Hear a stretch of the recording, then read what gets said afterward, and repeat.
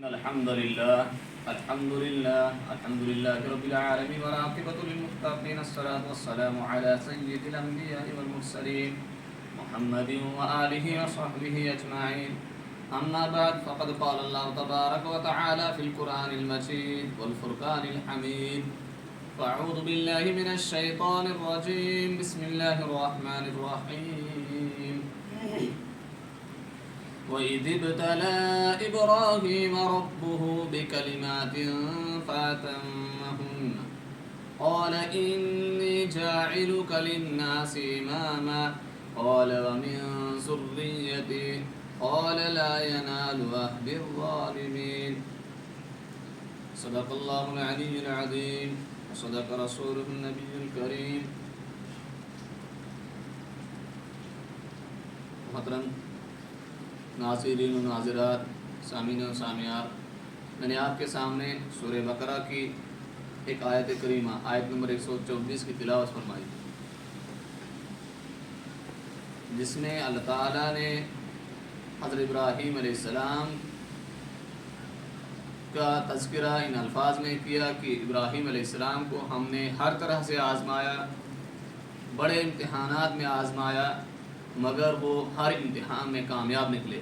تو جب ہر ابتلا و آزمائش میں ابراہیم علیہ السلام کامیاب نکلتے ہیں تو اللہ تعالیٰ انہیں اعزازاً امامت الناس، لوگوں کی امامت عطا کرتے ہیں اور کہہ دیتے ہیں کہ انی جاعلک للناس اماما، میں تجھے پورے لوگوں کا امام بنانے جا رہا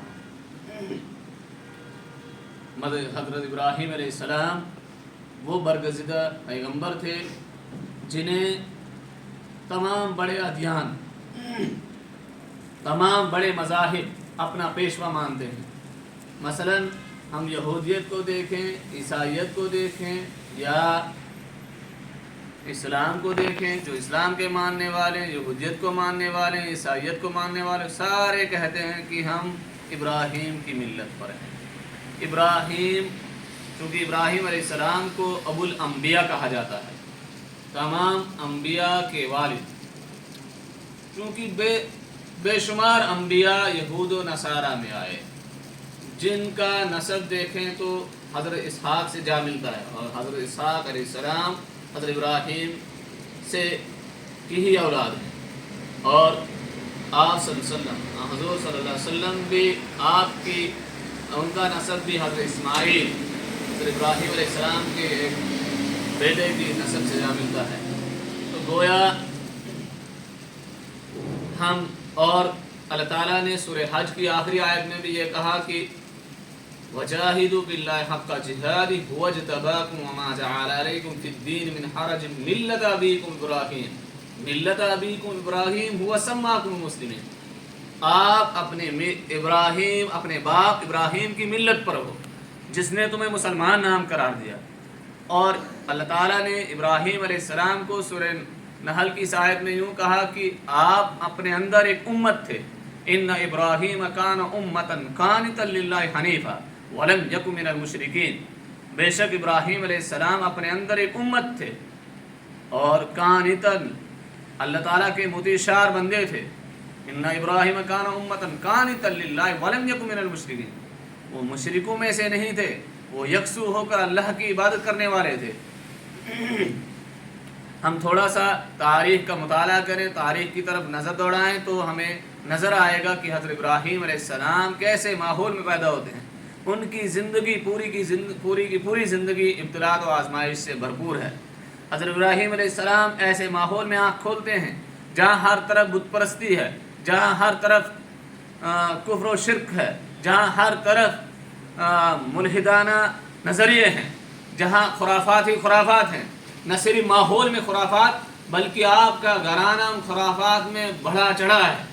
آپ کے والد آزر خود اپنے ہاتھوں سے بت بنایا کرتے تھے، خود اپنے ہاتھوں سے مورتیاں بناتے تھے، پھر ان کے سامنے جھکتے تھے اور انہیں فروخت کرتے تھے. مگر ابراہیم علیہ السلام یہ ماننے کے لیے تیار نہ تھے. ابراہیم علیہ السلام نے کہا قال افتعبدون ما تنحتون، کیا تم ایسی چیزوں کی پرستش کرتے ہو جنہیں اپنے ہاتھوں سے تراشتے ہو؟ تو ابراہیم علیہ السلام کے والد کیا جواب دیتے ہیں؟ ابراہیم علیہ السلام کے والد کہتے ہیں کہ اگر تو ان سے एराज करेगा तो फिर मेरा कोई रिश्ता तेरे साथ नहीं, या तो तू मुझसे कोसों दूर हो जा, जिसका नक्शा अल्लाह ताला ने सूरह मरियम के अंदर खींचा है।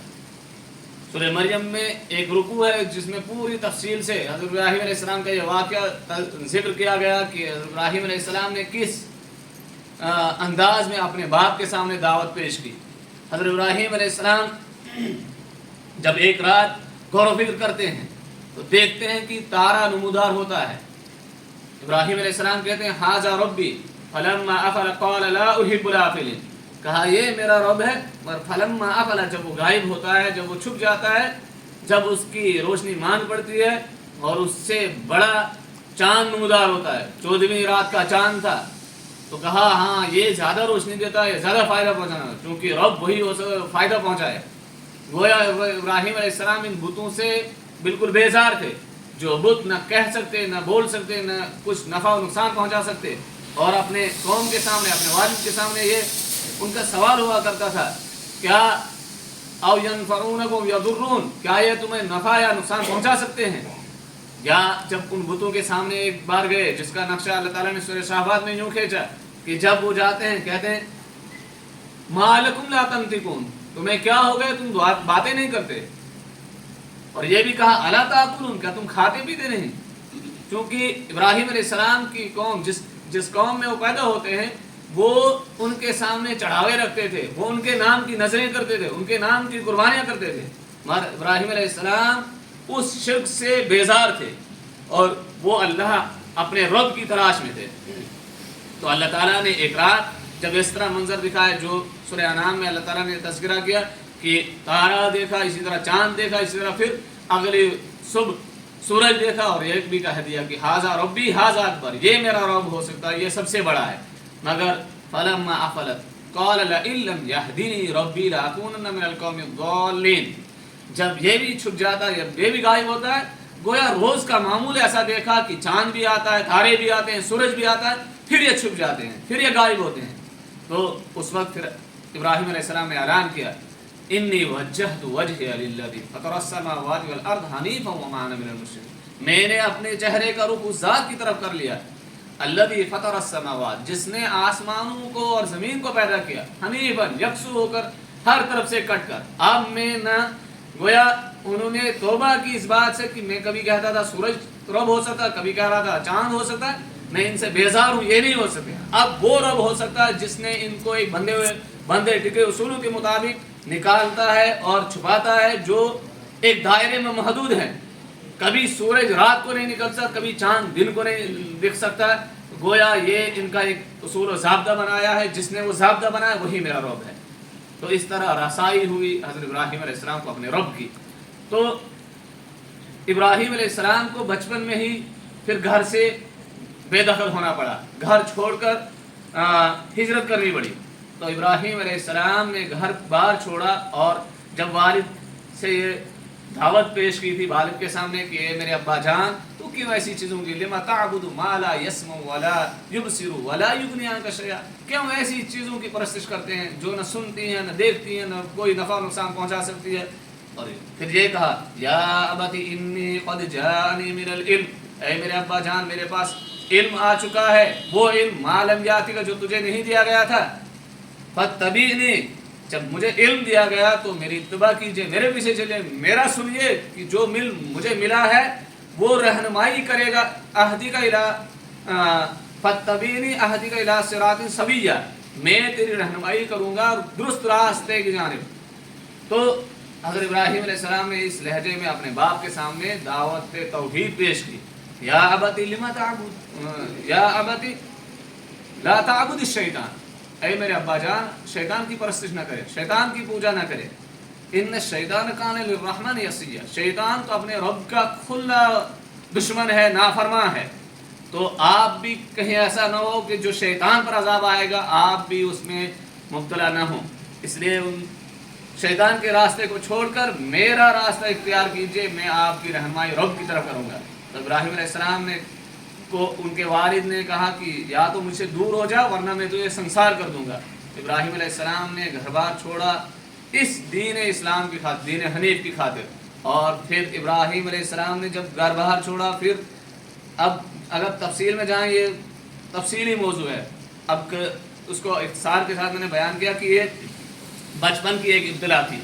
جب ابراہیم علیہ السلام پھر جوان ہوتے ہیں، پھر اللہ تعالیٰ جب بڑھاپے میں، چونکہ میں نے قربانی کے متعلق بولنا، قربانی سے متعلق یہی واقعہ ہے، جب بڑھاپے میں اللہ تعالیٰ سے وہ مانگتے ہیں ربی حبلی من الصالحین، اے میرے رب میرا کوئی جانشین عطا کر، مجھے صالح اولاد عطا کر، تو اللہ تعالیٰ کہہ رہے ہیں کہ فبشرناہ بغلام حلیم، ہم نے بشارت سنائی ایک بردبار لڑکے کی۔ بردبار لڑکا حضرت اسماعیل کی شکل میں اللہ تعالیٰ نے عطا کیا۔ فلما بلغ معه السعي قال يا بني اني ارى في المنام انی اذبحک فانظر ماذا ترى، جب وہ جوان ہوتے ہیں، جب وہ اس عمر کو پہنچتے ہیں کہ جب اپنے باپ کے ساتھ چل فرت کے لائق ہوتے ہیں، تو فلما بلغ معه السعي قال يا بني اني ارى، تو پھر وہ خواب کا تذکرہ کرتے ہیں اپنے بچے حضرت اسماعیل علیہ السلام سے، اے میرے لخت جگر میں دیکھ رہا ہوں خواب میں کہ میں آپ کو اپنے ہاتھوں ذبح کر رہا ہوں اللہ کی راہ میں، فانظر ماذا ترى، تیرا کیا خیال ہے؟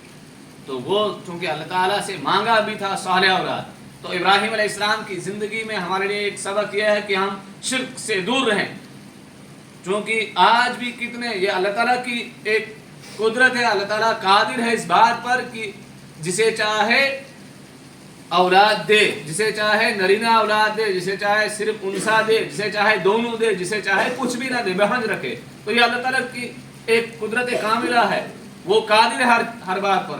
تو اگر دور حاضر میں نظر دوڑائی جائے، کتنے استھان ایسے ہیں، کتنے مقبرے ایسے ہیں جن کے سامنے لوگ جھکا کرتے ہیں کہ اب وہاں اولاد ملے گی، اولاد مقبروں سے نہیں، قبروں والے نہیں دے سکتے، اولاد دینے پر قادر ہے اللہ رب العزت۔ تو ابراہیم علیہ السلام کی زندگی میں ایک یہ نمونہ ہمیں ملتا ہے کہ جب بھی کچھ مانگنا ہو تو اللہ سے مانگو۔ دیکھو انہوں نے بڑھاپے کی صورت میں، بڑھاپے کی حالت میں بھی اپنے رب سے دعا کی رب حبلی من الصالحین، تو اللہ تعالیٰ نے عطا کیا تھا، وہ چونکہ سارے اولاد مانگا تھا، پھر اس کی صالحیت اس انداز میں دکھائی جب خواب میں امتحان لیا، جانچا کہ کہیں ایسا نہ ہو کہ میرے خلیل کو، ابراہیم علیہ السلام کو اللہ تعالیٰ نے خلیل اللہ کہا، یہ اللہ کا دوست تھا، اللہ تعالیٰ نے اپنے دوست کا امتحان لیا، کہیں میرے خلیل میں مجھ سے زیادہ اپنی اولاد کی یہ محبت تو نہ سما گئی ہو۔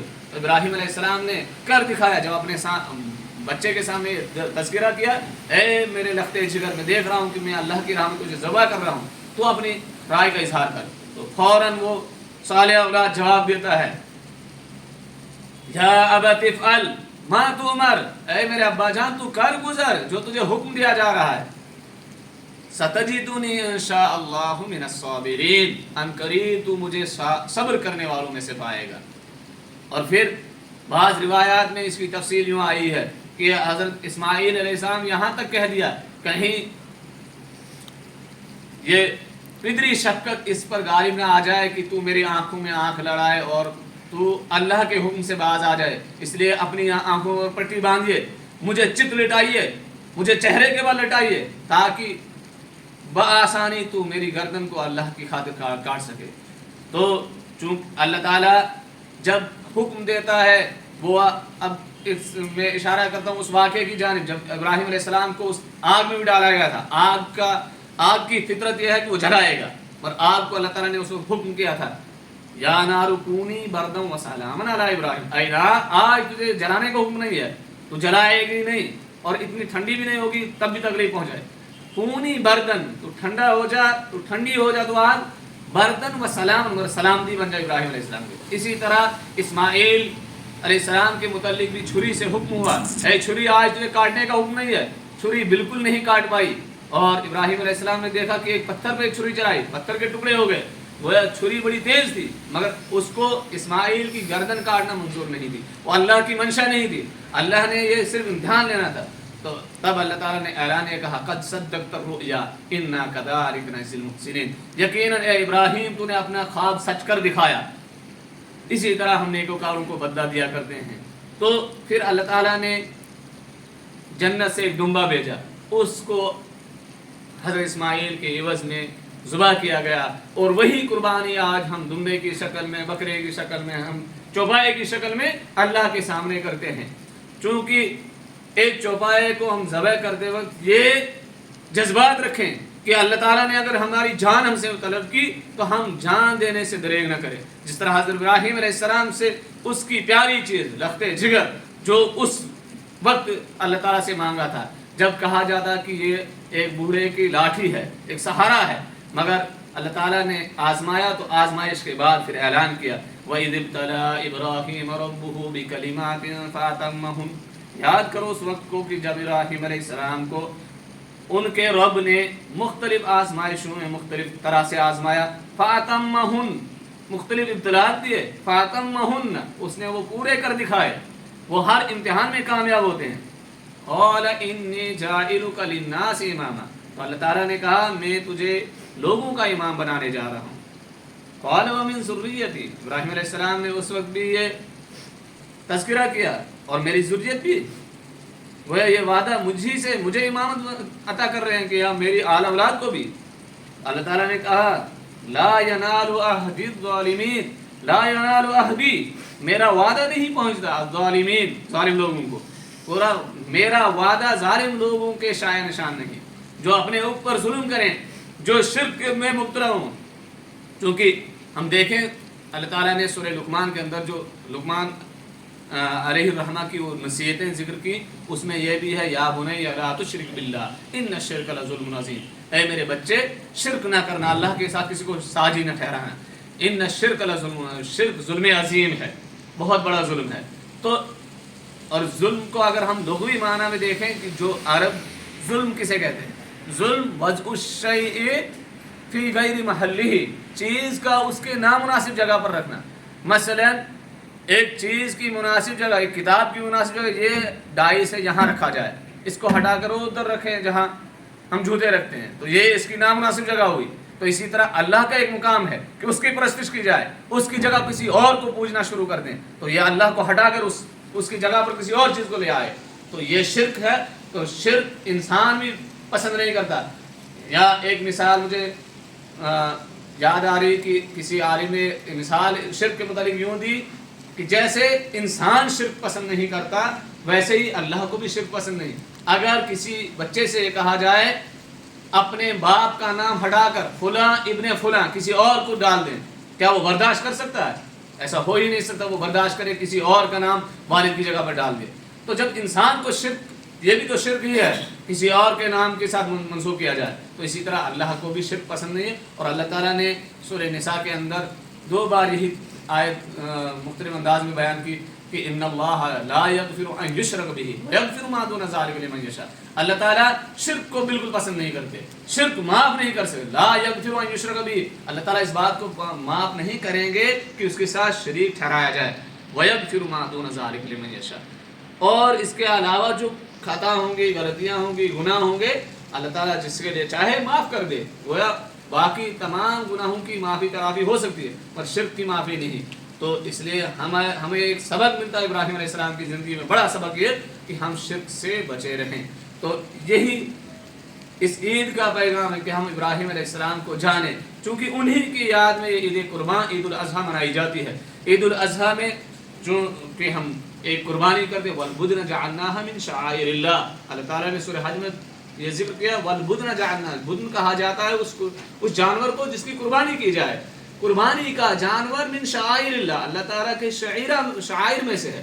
شعیرہ جمع شاعر، شعیرہ کہا جاتا ہے ایسی علامت کو، ایسی نشانی کو جس سے ماضی میں عظیم کوئی واقعہ یاد آ جائے. چونکہ ہم دیکھتے ہیں سورہ بقرہ میں اللہ تعالیٰ نے کہا ان الصفا والمروہ من شعائر اللہ، یقیناً صفا اور مروہ 2 پہاڑیاں ہیں جو من شعائر اللہ، اللہ کے شعائر میں سے ہیں. وہ کون سی یاد تازہ کرتے ہیں؟ جب آج ان دنوں میں، ان قربانی کے دنوں میں حجاج کرام سعی کرتے ہیں صفا سے مروہ، مروہ سے صفا، ساتھ چکر کاٹتے ہیں. وہ چکر کس کے یاد میں؟ حضرت حاجرہ علیہ السلام جو حضرت اسماعیل کی ماں ہیں، جب اسماعیل پیدا ہوتے ہیں اس جگہ پر بے آب ہو گیا میدان میں، پانی کی تڑپ میں، چونکہ آج وہ پانی تلاش نہیں کرتے ہیں مگر وہ ایک پورے واقعے کی یادگار میں، چونکہ اللہ تعالیٰ نے کہا یہ شعائر اللہ میں سے، اس سے ایک واقعہ تازہ ہوتا ہے، اس سے وہ ذہن میں آتا کس طرح تڑپتی ہوگی وہ ماں اپنے بچے کی پیاس کے لیے، وہ دوڑ رہی تھی. تو وہی چکر آج حجاج اس کی یاد میں مناتے. تو اسی طرح قربانی جب ہم کرتے ہیں تو ہمیں بھی ایک واقعہ یاد آتا ہے کہ کیسا وہ وقت رہا ہوگا جب ایک باپ سے امتحان لیا جا رہا ہوگا کہ اپنے بیٹے کو اللہ کی راہ میں قربان کرو. تو یہی پیغام ہے اس قربانی کا کہ ہم اپنے اندر ایسے بنے جیسے ہمارے ایک استاد کہا کرتے کن ابراہیم ابن و اسماعیل ابنن. اگر تم باپ ہو تو بن جاؤ ابراہیم کی طرف متشار. یہ قربانی کا پیغام ہے. اگر تم بیٹے ہو تو بن جاؤ اسماعیل علیہ السلام. جیسے علامہ اقبال نے کیا ہی خوب انداز میں یہ بیان کیا, وہ فیضان نظر تھا یا کہ مکتب کی کرامت تھی. وہ فیضان نظر تھا یا کہ مکتب کی کرامت تھی. سکھائے کس نے اسماعیل کو آداب فرزندی. دیکھیے کس انداز سے اسماعیل علیہ السلام سارے تسلیم خم کرتے ہیں اللہ کے حکم کے سامنے, پھر دونوں باپ بیٹے تیار ہوتے ہیں اور قربان کرتے ہیں. تو اللہ تعالی ہمیں حضرت ابراہیم اور حضرت اسماعیل کے اسوہ کو سمجھنے اور اس کو اپنی زندگی میں عملانے کی توفیق عطا فرمائے. وآخر الدعوانا ان الحمد للہ رب العالمین. آمین یا رب العالمین.